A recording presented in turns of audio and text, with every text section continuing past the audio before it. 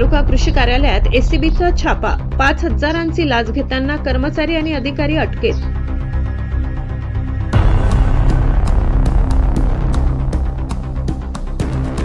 शिरपूर शासकीय अनुदानाची फाईल प्रमाणित करून पुढे पाठविण्यासाठी 5,000 रुपयांची लाच स्वीकारताना शिरपूर तालुका कृषी कार्यालयातील data entry operator Sunil Patil यांना धुळे लाचलुचपत प्रतिबंधक विभागाने रंगेहात पकडले। बबडाज येथील एका बियाणे विक्रेत्याकडून गव्हाच्या बियाणे विक्रीचे 1,40,000 रुपयांचे अनुदान मिळवून देण्यासाठी ही लाच मागण्यात आली होती।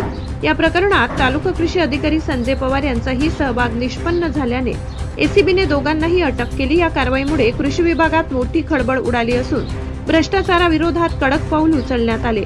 Bureau report, Dhule. सहसंपादक अनिल बोराडे।